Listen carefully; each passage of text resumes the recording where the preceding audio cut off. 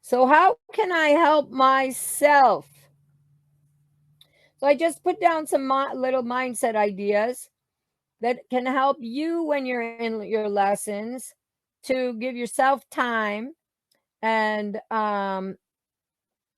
and just start to put together that feeling of what's going on underneath you. So the first one, the that remembering neutral. So we all need to be responsible for bringing ourselves back to neutral. When we apply an aid, our goal has to be to get a reaction and then get back to neutral. So we talk about that. We talk about that like every week. When we apply pressure, we expect a response. When we get the response, we go back to neutral. That means to your horse, they should stay the same until given another clue. And when the next time we put pressure on, they need to change again. We relax the pressure as the reward to tell them that they did the right thing, but they continue on in that pace. And that's where we are neutral. Neutral is not wet noodle, but neutral is more of a swing and less of a push, more of a follow, less of a hold. And neutral is a gear where the horse continues on knowingly in self-carriage without gripping, pushing, or holding. Each horse and rider combination will develop their own comfortable neutral and then improve from there. But this is, as a rider, this is our responsibility to find neutral, to know what neutral is for us, and to try to return there all the time. Because sometimes that's another thing that it's hard for trainers to see is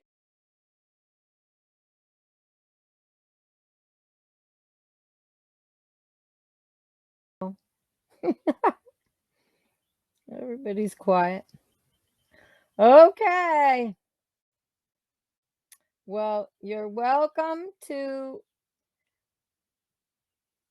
ask questions as we go along, or if there's something in particular that you're working on that might have something to do with what we're talking about tonight, then stop me. I'm happy to talk about things more specifically. I try to make this like a little bit of a diving deeper into what we were talking about last week. So, and I always love to start with these definitions. So we're continue the talk about developing feeling and the definition of feeling. And I always feel like when we're riding that it's difficult because how do we describe the feeling and how, what is one thing person think about this and another person thinks about it in a different way.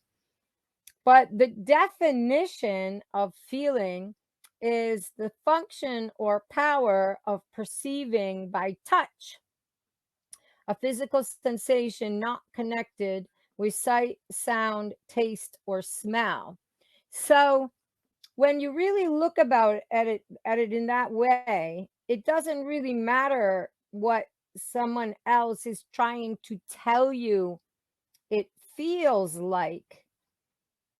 What it is, for me, it's about giving yourself the permission to let yourself feel what's going on without overreacting to it or analyzing it too much or trying to keep everything perfect while you're simply developing a feeling for what is going on.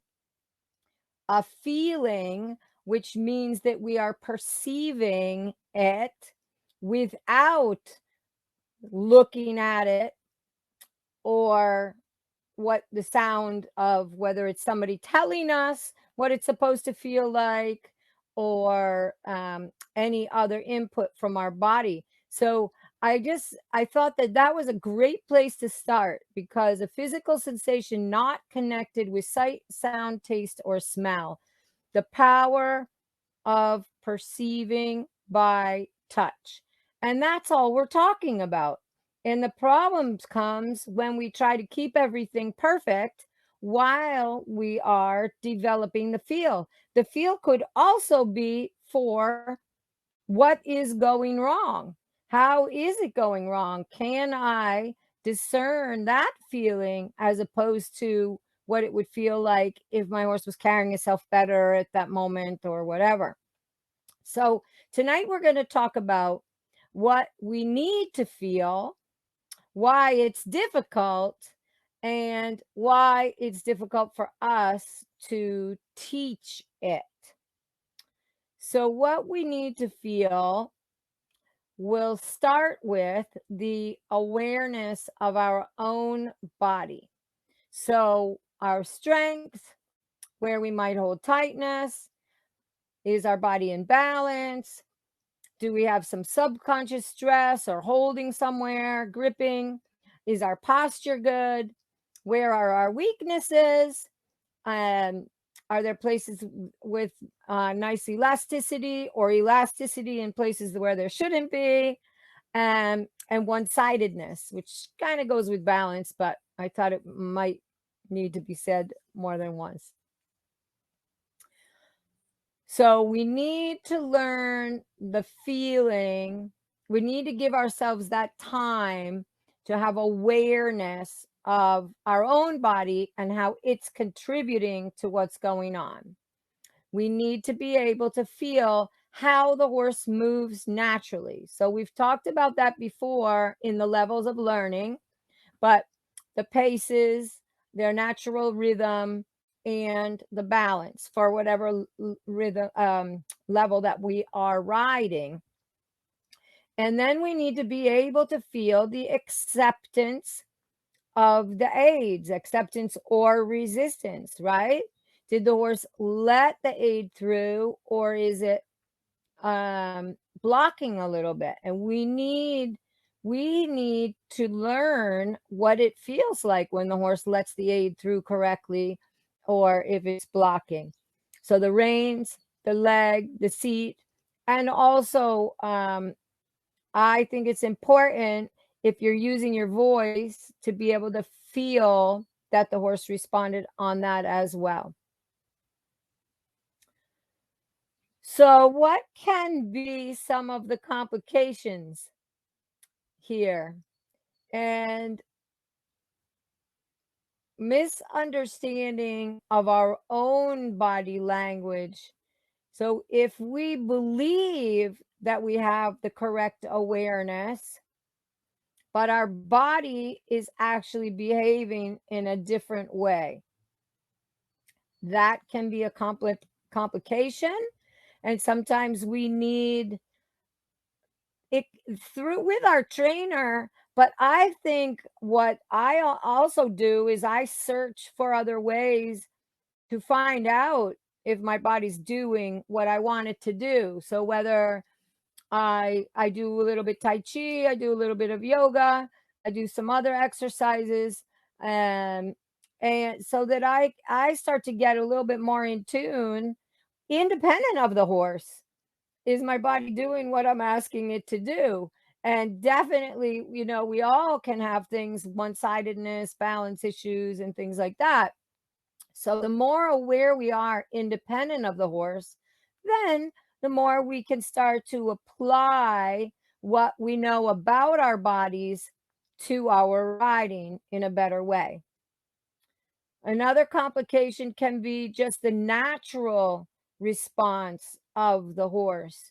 So when we are trying to develop our feel and how the horse moves naturally, and then the horse has like a natural response to some, can be an outside influence, or an untrained influence to our aids, and then we end up having to get tight or grip or not have the freedom. If we were riding something 100% reliable all the time, then we would have that relaxation to make mistakes, to let go, not to have to worry that the horse is going to do something while we're trying to simply feel what's going on. But sometimes the horses will have it'll complicate things when they have kind of a natural reaction to something on the outside, and then we lose our focus and we lose a little bit of our relaxation in that moment to just feel what's going on. And learning on a horse that's not confident or moves incorrectly.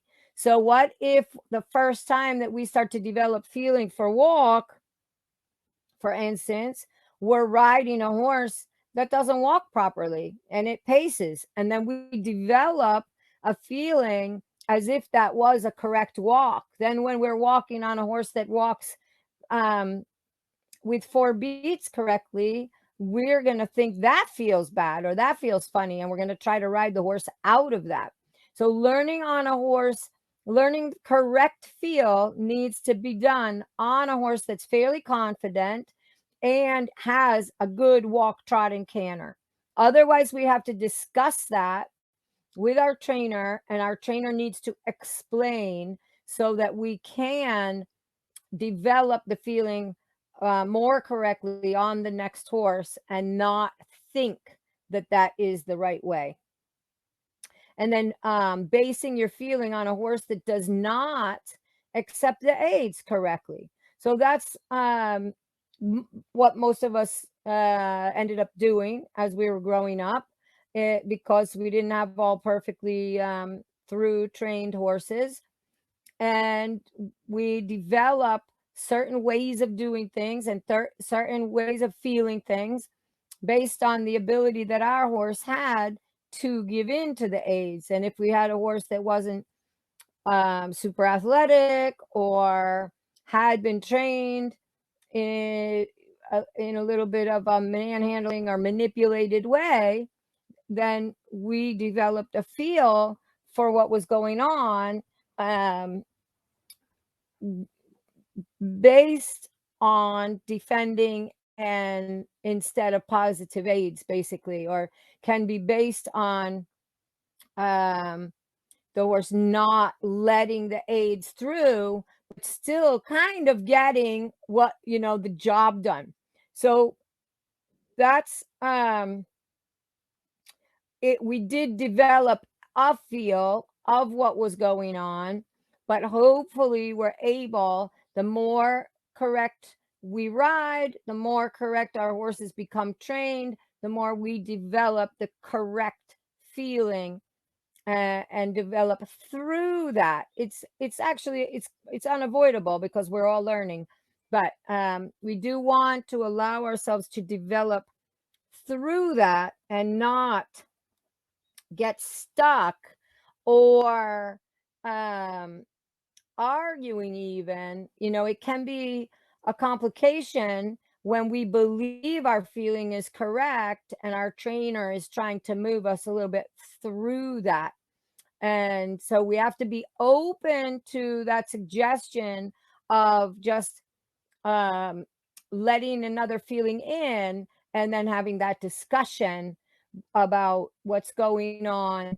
But in these cases, I think when you're talking about a horse that does not accept the aids, a lot of times that horse is blocking you out of their movement. And for me, that's why it's more important. What we want to feel here is how the horse moves naturally. And then while it's moving naturally, that it can accept the aids through. So a horse that doesn't accept the aids properly ends up blocking its back so you don't know where the legs are, blocking in the neck so you don't feel the natural nod, for instance, the natural nod in the walk or in the canter. They might be nodding, but it might be the negative nod instead of the natural nod, things like that. So if you are still getting, the job done, and the horse is leaning on you a little bit or bracing against something, and you develop your posture against that, that's going to make it complicated later. And we're talking about being able to let yourself feel, let yourself in, let yourself be moved by the horse. So that becomes hard when the horse is in a defensive posture all the time. Does anybody have any questions about that?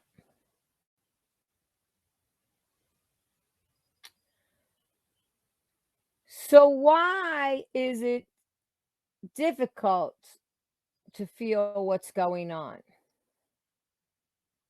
In the beginning, when we're first learning how to ride, the most important thing is that we are gaining control of the horse. And even letting any part of your brain on, where the feet are and what order they're going in and this kind of thing, it is difficult.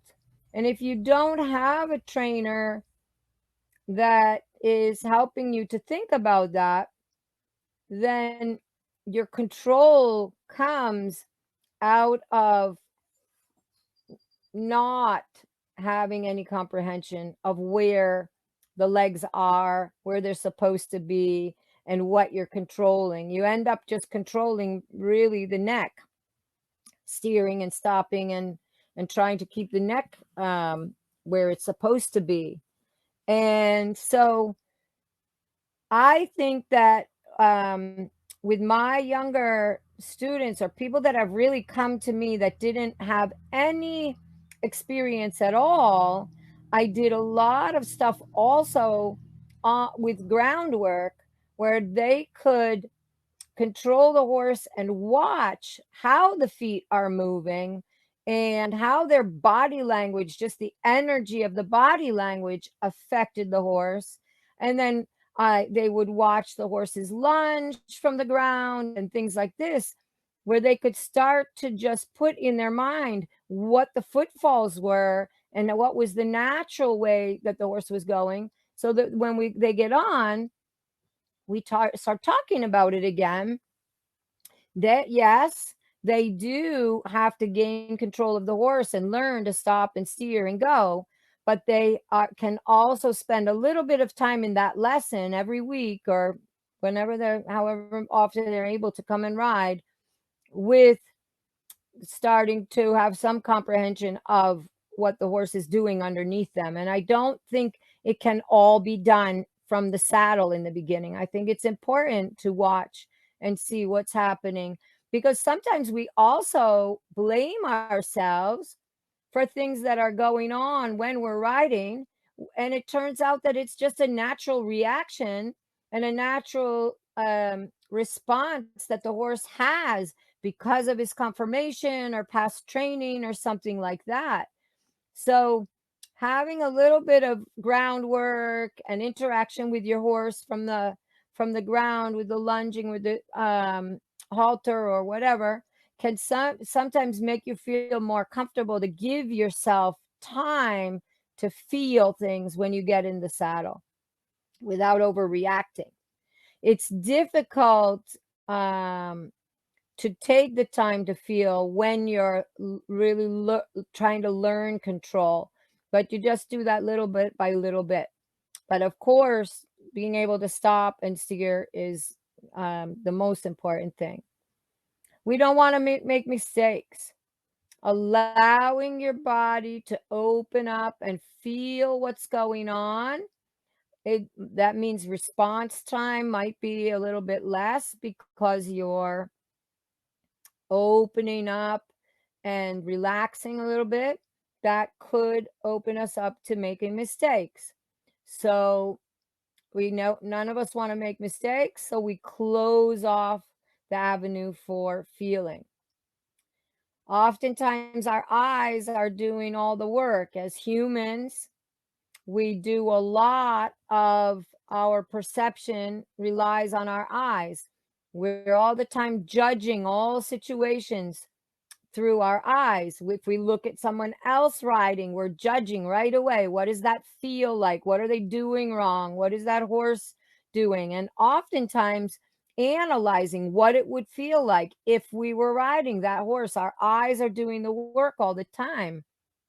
So when we're sitting in the saddle, we're analyzing everything that's in front of us. Where are we going? What does the neck look like? What is the straightness? We're looking in the mirrors. Our eyes are analyzing all the time. At a point when we want to start learning how to feel, we have to get a little bit back and go into our mind's eye, not our real eyeballs. And we have to let our mind's eye start tuning in to what's going on underneath and behind us. And it really takes some control to tell your eyes that you're not going to listen to them at this time. Sometimes, we do have to get a reference. Of course we do. That's where the neck is. And I think that that's important, but we can't let our eyes tell us everything about the feeling, because they are not always giving us the right idea. Something could feel wrong to our body, but because our eyes are telling us it's right, then or if our eyes are even allowed to make that choice, then our body, our legs, our hands, or our seat are going to be gripping to hold that shape that our eyes have decided is correct. So we want to be careful about letting our eyes do all the work. Oftentimes our trainers will ride through the rider without giving you time to feel and analyze and make mistakes. So if I'm training somebody and I'm just telling them to do this, do this, do this, and I'm creating a picture, and the person is riding on my feeling from the ground, it can happen that the feeling that you're getting is a little bit off. The timing that I have sitting there analyzing, telling you, your mind has to hear me, and then you have to act on it. The timing is going to be a little bit off. So if you have a trainer that only rides through the rider, then over time you possibly will develop a little bit the wrong timing and the wrong feeling and the wrong confidence. To ride through the rider sometimes is necessary. It has to happen because sometimes we have to move things along. It's true. But then we, as trainers, we always have to give up a little control and then let the rider find that timing and find that feeling again on their own, so that they are developing the timing for the aids, the relaxation of when to apply, and that rapport with their own horse. So it's difficult to feel if your trainer is only riding through you.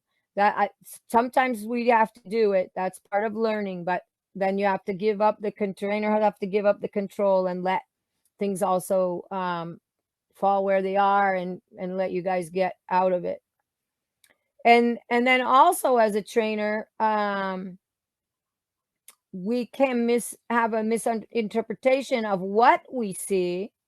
And if our trainer believes that the balance is correct, or the suppleness is there, or the self carriage is there, and it's not, but then we teach you, yes, that's the right shape, that's the right way, that's the right feel, keep riding like that, then it's possible to develop a little bit of an incorrect feeling. We are from the ground misinterpreting what's going on. Oftentimes I'll have to get on because it seems like what I'm saying isn't exactly working. And then when I get on, I say, okay, I see now what the problem is. I was thinking it was this way, but now I feel more what's going on. And then I can create a better feeling in the horse. And then the rider can get back on and develop that more correct feeling. But if we have the wrong feeling, if we are misinterpreting from the ground what's going on, then we would lead you by accident to the wrong feeling. And that's where sometimes conversations come in really helpful. And then fear of judgment. So if any part of your brain is holding back from riding freely because you're worried about making mistakes or worried about people judging you, then you really are not getting all the way down and learning that feeling. Okay. The fear of judgment can really impede our progress in the field. Opening up to feeling means you're a little vulnerable. You're going to be a little vulnerable to your horse making a mistake, to you making a mistake, letting go of something, letting yourself flop for a second. And people are going to judge us. They are, this is the whole world is out there to judge everybody and to make us, feel less, or for whatever reason, like they're better or whatever it is. Why, I don't know. But if you, we have to let go of that. The only way to get better is to let go of the fear of other people's opinions and the fear of judgment, because we can't be free just to ride and to feel and have that relationship with our horse if we're always worried about, what people think about it. And, I always say to everybody, if you're not sitting in the saddle, you have literally no idea of what is going on. No idea. So we have no place to be judging from the sidelines. And then we should absolutely never fear being judged, because if they're not sitting on our horse, they have no idea where did it come from, where is it going, and how is it feeling, and what is it doing right now. So try to work every day in all aspects of your life of getting rid of any kind of fear of judgment. And then feeling requires letting go of control. And this is something that is really when partly why lunging is so beneficial to learning how to feel, is because you're giving up the control of the horse to the lunger, and that lets you think more about what's going on underneath you. And it doesn't mean that you can't get control back at any second, but it does mean that you have to quiet your mind and allow yourself to be aware of where the horse is and what is, just what is. And then because you're aware of what is, you can start to influence it.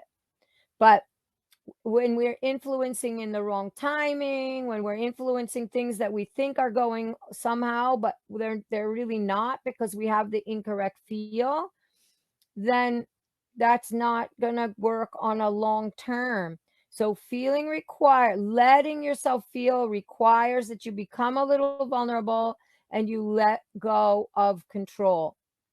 Not for the whole lesson, but for parts of it here and there. And then it requires for us to be patient and for us to be quiet inside and let ourselves make mistakes. And then training the horse to give us time to develop feel is very important. So one of the things, and I can tell you that I'm also can be guilty of this, and I understand it. But the more I understand it, the more I try to prevent myself from doing this. But training the horse is a requirement, which means that the horse really needs to know his responsibilities or her responsibilities in the lesson. So if we are always saying, "Oh, that's my fault.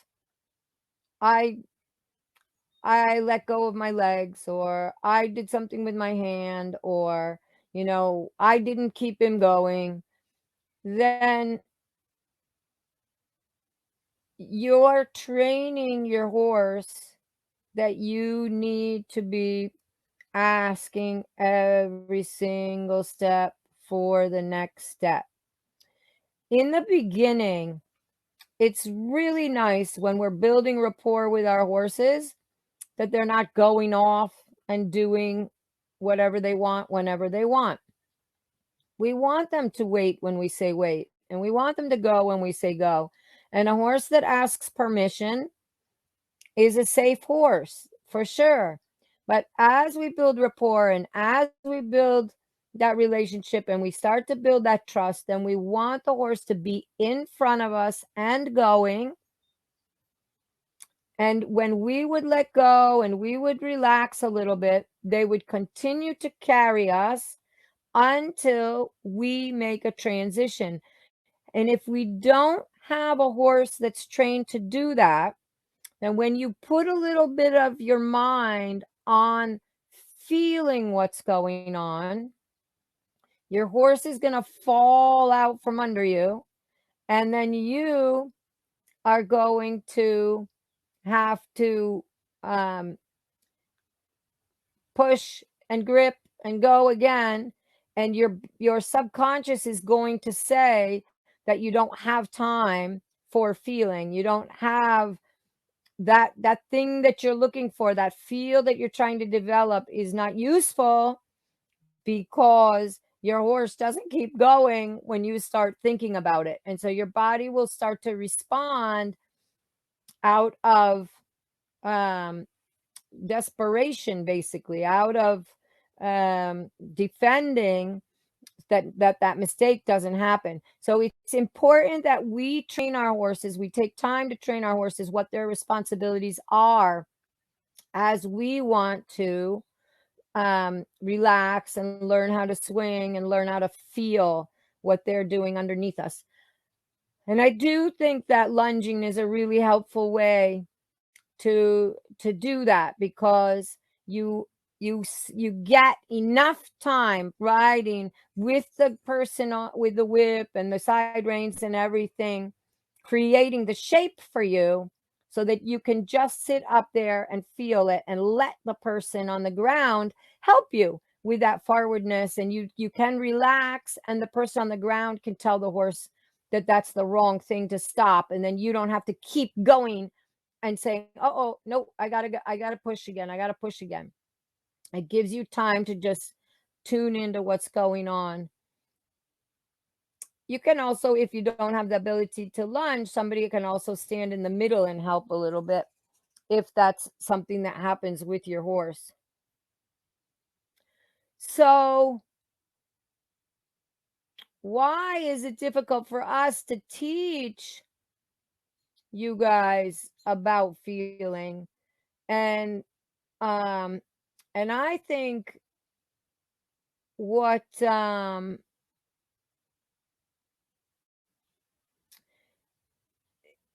as we develop our feel as riders, we want to hold on to it a little bit. And so we want to be sure when we're taking a lesson that we allow to be um, directed about what's going on underneath us. And I think when the trainer starts, sometimes I ask, where do what is the footfalls, when is the hind leg coming, what, don't get nervous or intimidated by that, because we know that it's not easy. We know that it's not easy to always know where the hind legs are and what's going on underneath us, and if that's horses carrying us, or are they, not really putting enough effort into each step. So when you're working on it, don't be too quiet. Don't be too worried. Just let yourself be open to telling that if it's the wrong time, it is possibly the wrong timing, but how are you going to get the right timing if you don't just let yourself say what you think is going on and then realize something that's mixed up? So talk to the trainer about it. And if the trainer has a misinterpretation of what's going on, then for sure they're going to have a difficult time teaching you or relaying what is the right feeling. So sometimes I think riding our students' horses is very helpful. And then we can relay the information. That doesn't mean that you failed if we have to get on. It just sometimes helps us to interpret more what's going on and then be able to relay that to you in a better way. But it's difficult to teach from the ground if we really do have a misinterpretation of what's going on. It takes a lot of patience, I think, especially for those trainers that are still riding, to go through that process and watch that process of their student making timing mistakes, or letting the horse fall down, not fall down literally, but fall out of shape, because we're allowing them to feel what's going on. So it takes a lot of patience, but I think it's absolutely necessary. You're that is building your foundation and your ability to react and apply aids at the right time. So if I as a trainer don't have the patience to let you find that timing and find that feeling, then you're always going to run into roadblocks the more and more up the levels you move, because you're going to have a little bit timing that's off, or some things are going to start to be defending, a little more pushing instead of swinging. These kinds of things will creep in if we don't take our time. And then the theory versus what is actually happening. So when we're teaching, we are teaching a method, a theory of riding, that we are applying aids in a certain way. They affect the horse in a certain way. And from that, things move on. And so we're not riding a bicycle. And sometimes things don't exactly go according to the theory. And then at that time, when the theory is not congruent with what's actually going on at the moment, then we need to reel the lesson back in and converse a little bit about the theory, and then train our horse a little bit again to be more correct on the aids, so that what's happening comes back to be more congruent with what's supposed to be happening, and then move on again with the feeling of what's going on. But this process is a little bit difficult, of course, when you end up in a lesson in that moment. So it absolutely happens every day that we might apply an aid and the horse doesn't respond correctly on it, or we start something new and the horse doesn't understand. So it's difficult to teach the correct feeling when what's happening is not aligned with our dressage theory. And then the idea that it might slow down the process or the progress, like you're not going to learn the movements fast enough, you're not going to move up the levels fast enough if we have to take the time for you to feel what's going on. So many people just, you get on, you fix it, then I can ride. I don't want to ruin my horse. You're these kind of things. But no matter what, you're training your horse anytime you're sitting in the saddle. So developing good feeling for what's going on, even if you don't have a complete trainer mentality, I still think it's always worthwhile for you to develop your feeling for what's going on underneath you. And then, of course, as trainers, we need to have the ability to explain what's going on, answer questions, and be able to break down where the balance is and how to ask for things. Um, so that takes a little bit of relaxation from a trainer, I think, and patience. And then we talked about that a little bit in the beginning. Everyone has different words or understanding of feeling, of what, certain things feel like. But if we go back to the definition of feeling, then it's just us being able to perceive something without seeing it or hearing it or tasting it or smelling it. So, in that case, I don't think it matters if somebody has a different feeling of, what is correct pressure, or what is, the correct um, amount of leg contact or reins or these kind of things. What we're talking about here is just allowing yourself to discern the feeling. So you could say, I am feeling that my horse is heavy. That's perfect. I think that that's good. Being able to discern that and then talk about it, that's developing feel. If you are riding around and your horse is really heavy and you can't even discern it, that doesn't matter my feeling of heaviness or your feeling of heaviness. That's this is this doesn't matter. It's the ability to feel something going on. I feel that my horse is pulling on me and I have to grip with my legs so I don't get pulled forward. This is feeling. I feel that my horse is coming under the center of gravity with one hind foot, but he's a little bit short with the other one. I can feel that in his back. I can feel that in the unevenness of his steps. That's awesome. That's feeling. Okay. And how I would interpret it, or maybe I would be more picky. But the fact that you can perceive it without seeing it, that's what we're looking for here. So don't worry. Don't spend too much time worrying. I'm going to tell you that my reactions are going to be faster. I'm going to tell you that I might be able to feel something sooner, something, a balance issue coming up. I'm going to feel it sooner. But that doesn't matter. You're developing the ability to feel what your horse is doing without seeing it. That's what we're talking about today. And I love that.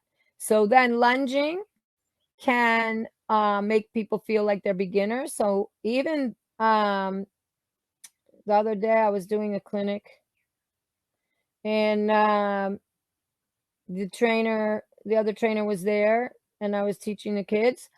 And I said, what if I take out and do it a little bit on the lunge and give them the opportunity to feel a little bit better what's going on? And oh, no, they're going to feel, bad, like they're not doing well enough. And I said, well, if that's the case, then we're not teaching them right, because we need to. Lunging is so good for us. And we have to develop a culture where lunging is, an honor, something. We're lucky to have a horse that is able to be lunged, and we're lucky to have people that will take the time to lunge us. So we all need to develop that culture. And at the moment, it's difficult to teach feel if we continue to have students that feel that it is portraying them badly as riders, because I think that that's a sad way to have people looking at it. And then where we are versus where we want to be. So sometimes we ride in a little bit of a defensive way, and we want to be somewhere, and we don't let ourselves just simply be where we are. Maybe it's a different horse we're riding, or maybe we had an idea to do more today and we got stuck on something. But of course, um, that patience and that awareness and that relaxation to let us be where we are, feel that, and then move back toward where we want to be. And that's always a hard step to take, but imperative if we're trying to learn how to feel what's going on and not just how to manipulate things into what we want to be going on. And then of course, we have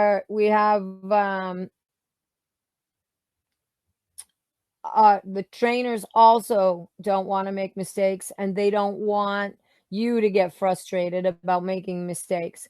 So mistakes are always blocking us from that opportunity to have feeling. And then the fear of opinions and judgment. We already talked about that, but it comes from the rider, but can also come from the trainer, where um, if our students are making mistakes, then the other people around will be judging us. So if I tell you what to do and I ride through you, you're not going to make mistakes. I'm going to look like a genius, and you might not get the best out of that scenario, but we all look like we know what we're doing. So we don't have to have the fear of opinions, but sometimes we have to let what other people think go away around us and do what's the right thing for the student in the moment. And then, of course, if we're teaching on a horse, like we talked about earlier, if we're teaching on a horse that is a little bit defending itself, rushing, losing balance, falling out of shape every time you try to relax and feel what's going on, then that's going to cause you to get a little bit defensive and gripping and manipulating your horse. So that's in those moments, those those horses will give you smaller opportunities for helping your student to learn the feeling, and they give you more opportunities of learning, helping your teaching your student how to train and how to teach your horse what his job is. And then you start to learn that, and then you can develop more the feeling of what's going on underneath you. So those are some of the difficulties that we have. So how can I help myself? So I just put down some little mindset ideas that can help you when you're in your lessons, to give yourself time and and just start to put together that feeling of what's going on underneath you. So the first one, the that remembering neutral. So we all need to be responsible for bringing ourselves back to neutral. When we apply an aid, our goal has to be to get a reaction and then get back to neutral. So we talk about that. We talk about that like every week. When we apply pressure, we expect a response. When we get the response, we go back to neutral. That means to your horse, they should stay the same until given another clue. And when the next time we put pressure on, they need to change again. We relax the pressure as the reward to tell them that they did the right thing, but they continue on in that pace. And that's where we are neutral. Neutral is not wet noodle, but neutral is more of a swing and less of a push, more of a follow, less of a hold. And neutral is a gear where the horse continues on knowingly in self-carriage without gripping, pushing, or holding. Each horse and rider combination will develop their own comfortable neutral, and then improve from there. But this is, as a rider, this is our responsibility to find neutral, to know what neutral is for us, and to try to return there all the time. Because sometimes that's another thing that it's hard for trainers to see, is that their riders are getting a little bit tighter and a little bit tighter and not returning back to that swing. Then all of a sudden they're trying to apply an aid and there's no aid left because they've been using it at 100%. Well, that's our, as a rider, that's our responsibility to remember to return to neutral. Trainers will remind you, but that would be something you could help yourself with. It is this self-awareness that will allow you to get comfortable and feel what is going on underneath you. Training your horse about neutral will give you the confidence you need to take the time to feel. So if your horse knows that you're going to neutral and he needs to keep working, then that'll give you the time you need to feel what's going on and develop a better feeling for where the feet are, and taking your mind off manipulating and letting your mind be in the moment and in the feeling. Mistakes happen. So we have to have the mindset that mistakes happen. It's how we handle the mistakes that make it a positive impact on our training. So when we take our mind out of manipulating and allow it to focus on feeling, we will make mistakes. If we make feeling the priority, then there really is no mistake. We're feeling that the horse, what did it feel like when the horse fell out of the canter? What did it feel like when I gave the reins away and the horse tried to make its neck longer? When you find that out, you're going to find out that there was actually a reason under the saddle and behind the saddle that caused it to be leaning on your hands in the first place. So when we make feeling the priority, there's actually no mistake. You're just feeling what's going on. And if we make perfection the priority, we'll always feeling like we will always be feel like we are failing. So we want to be careful. Take a certain amount of time of every lesson, or a lesson a week, or whatever it is, and just let feeling be the priority. And then you'll find that it does get better. Your feeling gets better. Your timing will get better. Mistakes will actually end up happening less over time, but mistakes do happen. Our horses need to know what they are responsible for. When we teach them responsibility, mistakes become opportunities for learning. Feeling helps to develop this timing. When you feel your timing is off, but the horse is trying, then use your voice to build a confidence. So you can always fill in that gap when you are going back to neutral and you feel like the horse is trying to take over and do the right thing, but you didn't do quite the right thing. Just reward them with the voice. That'll override that time. And then next time they'll try, and they'll give you the correct reaction even sooner, because you, even though your body awareness and your body language wasn't quite 100% on, because you gave them that idea with your voice in the moment. That will always help. And then you can count strides.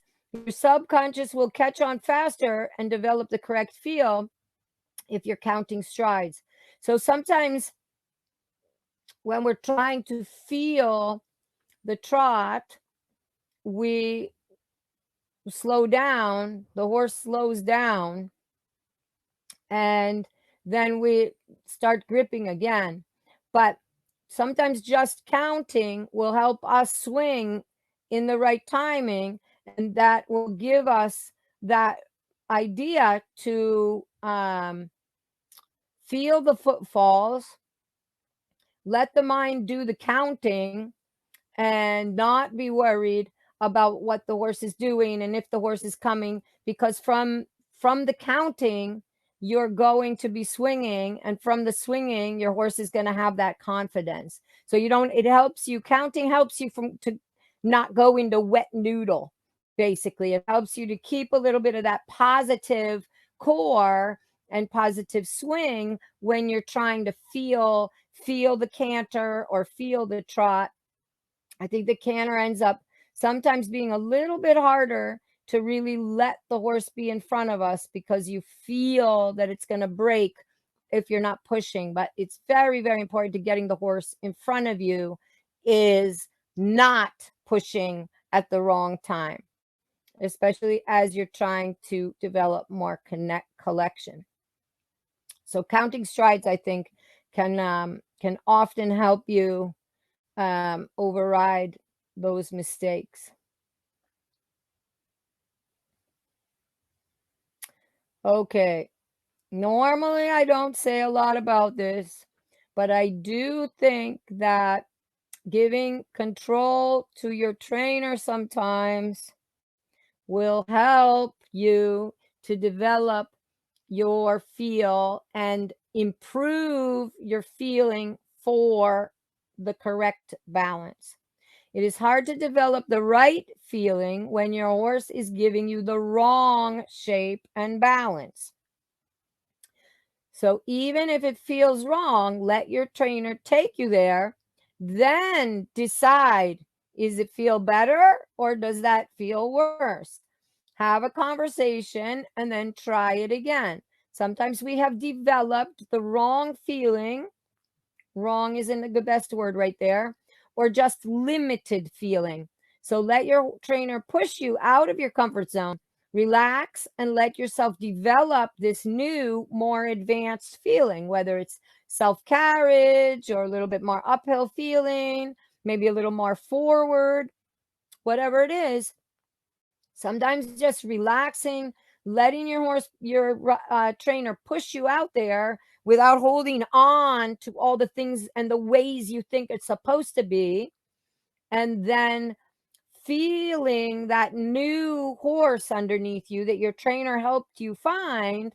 And then decide, oh, wait, maybe this does feel a little bit better. Maybe I could adjust and learn this feeling and not have to hold on to the limitations that I decided for myself and for my horse before. And the only way to learn when you do this is to trust the process. If you are in your head saying everything that is wrong, you will not be able to reap the rewards.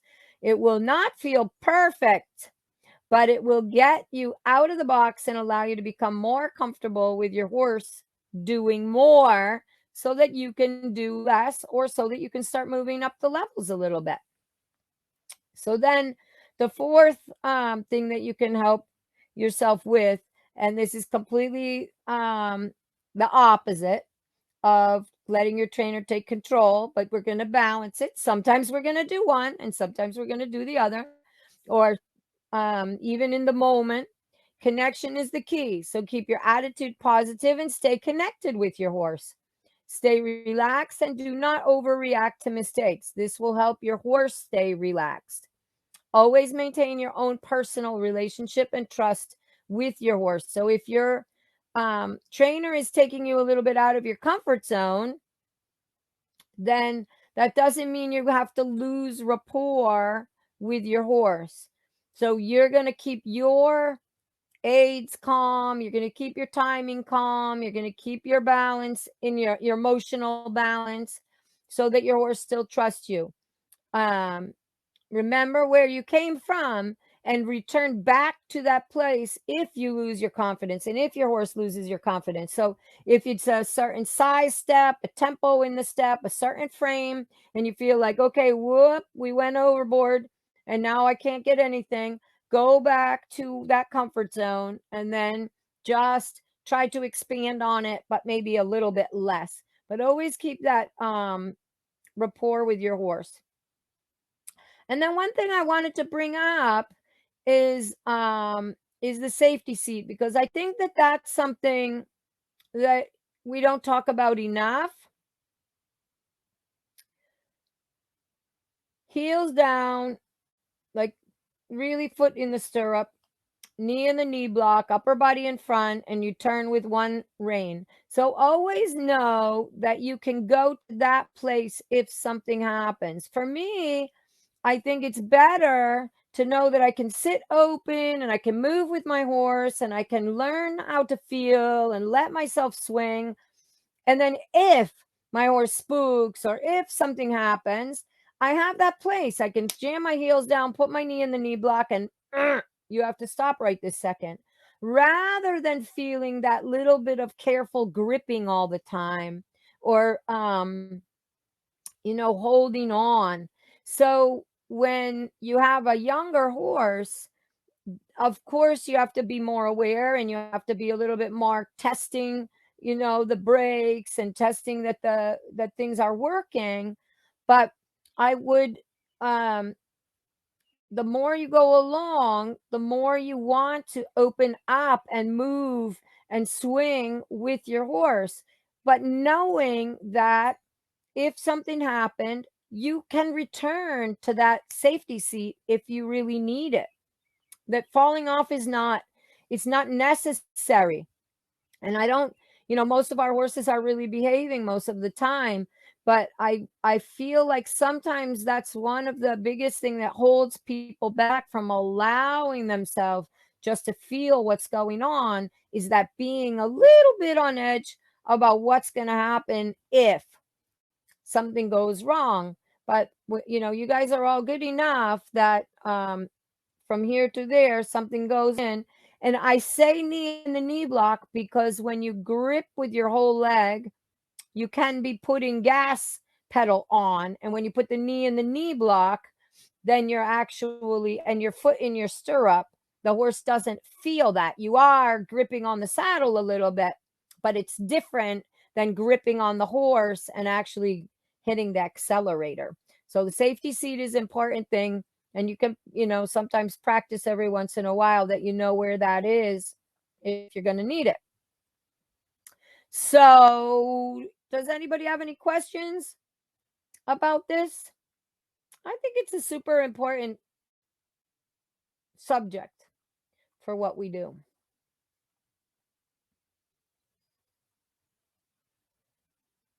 And I hope this kind of helps a little bit, gives you permission to take time out and just feel what's going on. Good.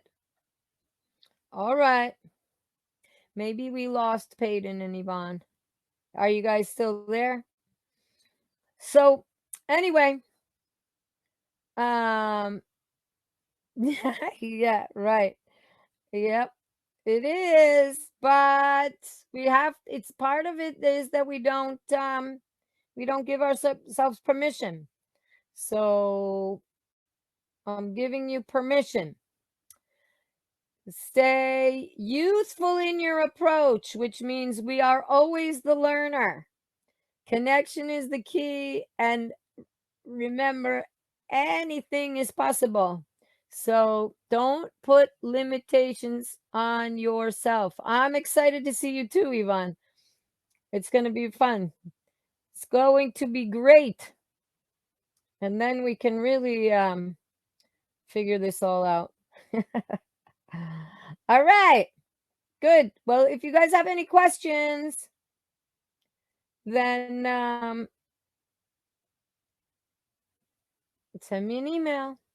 Happy to talk about it more.